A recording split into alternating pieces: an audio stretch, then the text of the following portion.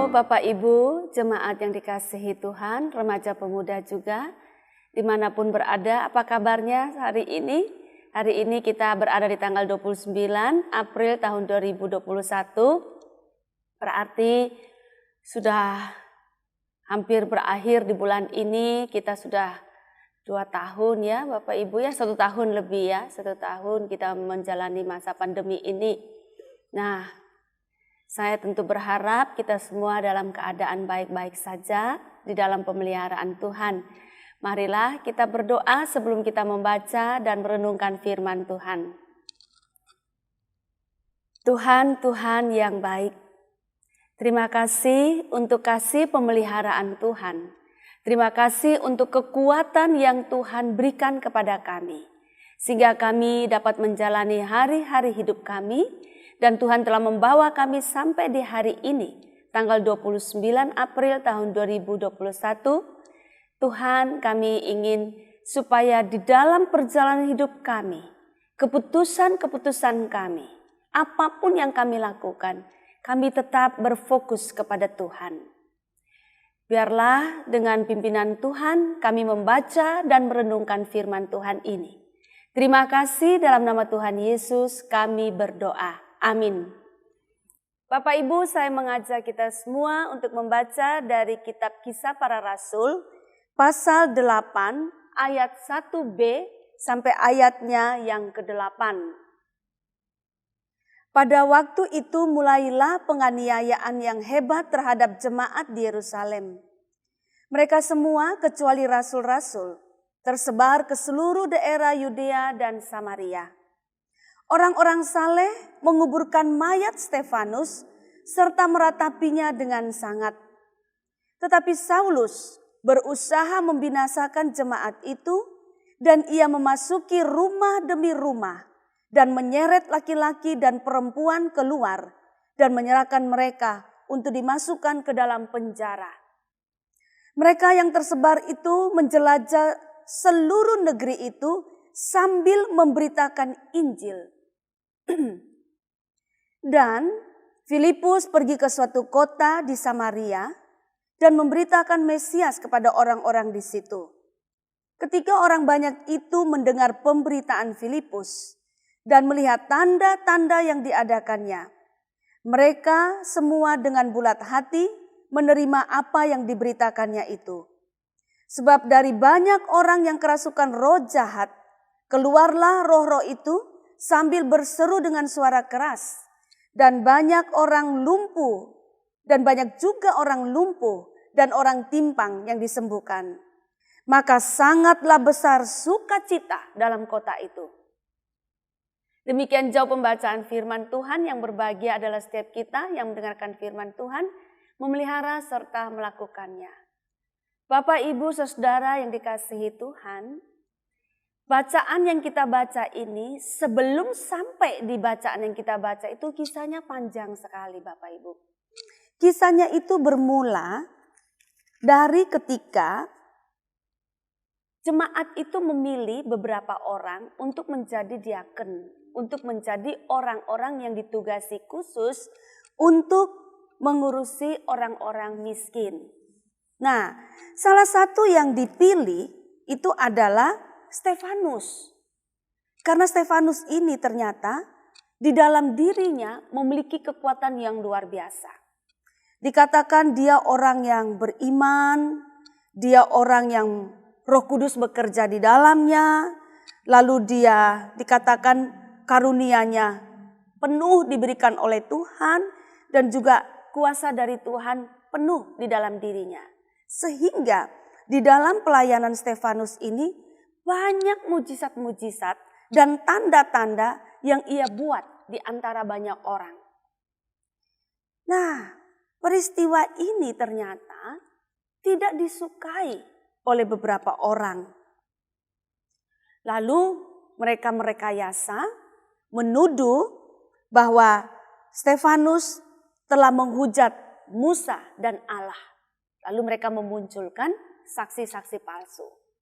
Nah, ketika diperhadapkan kepada orang-orang para pemimpin yang tidak menyukai Stefanus ini karena pemberitaan Injilnya dan juga karena karunia-karunia yang ada padanya yang kemudian dia perbuat, itu kepada mereka justru Stefanus memberitakan Injil.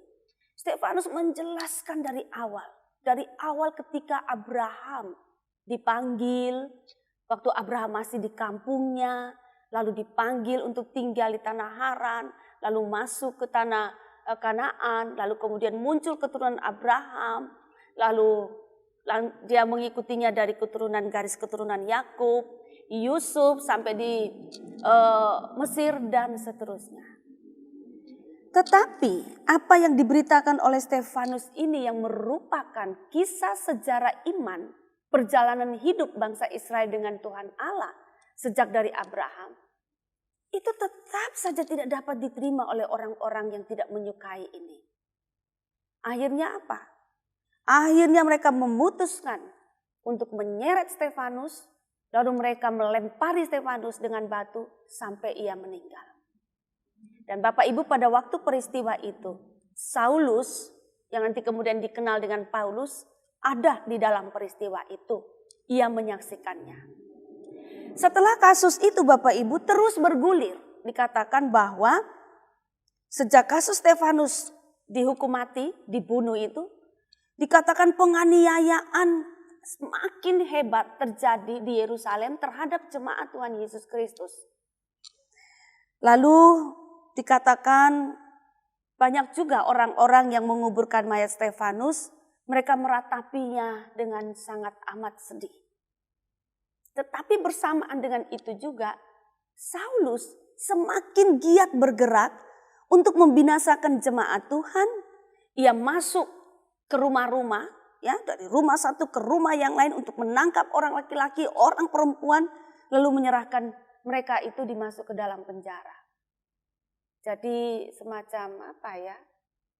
Ya itu, mereka Saulus dan rombongannya itu satu persatu masuk ke rumah satu persatu, menangkap orang, memenjarakan orang-orang Kristen. Jadi di satu sisi ada penganiayaan, ya di satu sisi juga ada yang bersedih karena penganiayaan itu, tetapi di sisi lain juga terus-menerus penganiayaan itu.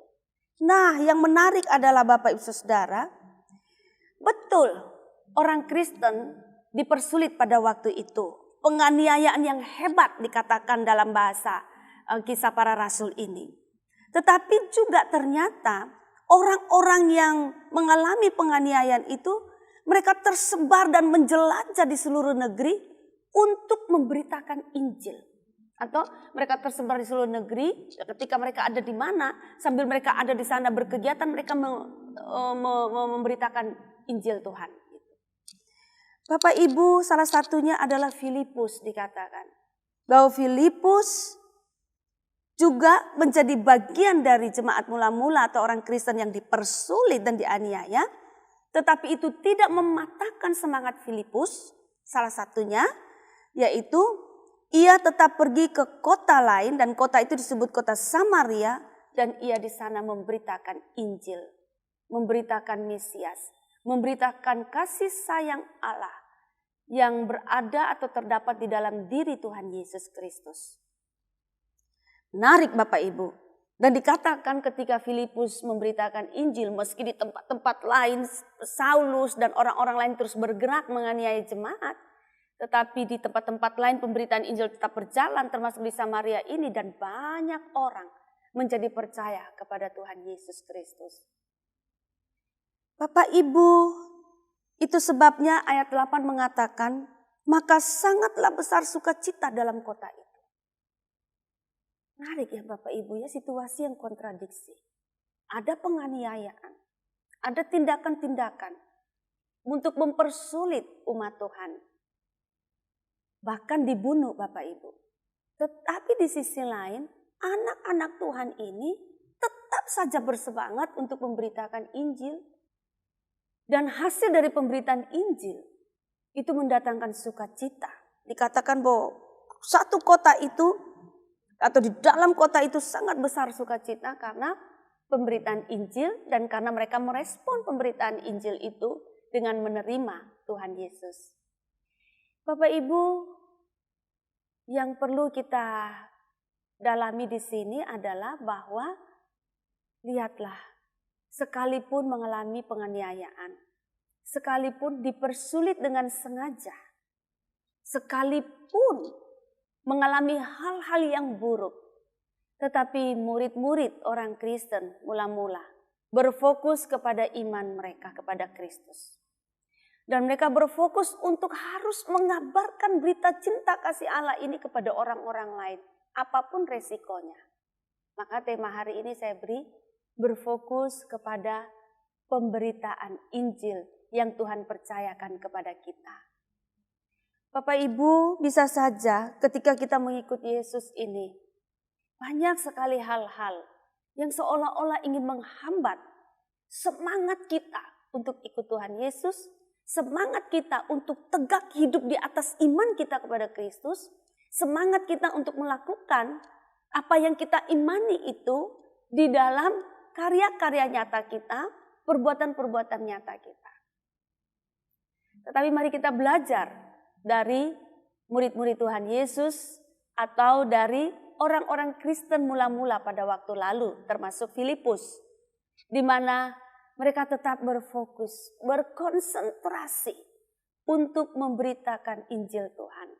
Nah, kita juga tetap berkonsentrasi untuk ikut Tuhan Yesus, ikut apa yang Tuhan Yesus mau dan mempraktekkan itu. Sekalipun kita banyak mengalami kesulitan-kesulitan, hambatan-hambatan, tantangan-tantangan.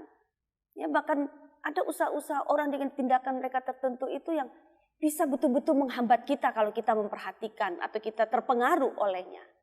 Maka mari kita tetap berfokus pada Tuhan Yesus dan pemberitaan Injil kita dengan berbagai-bagai cara.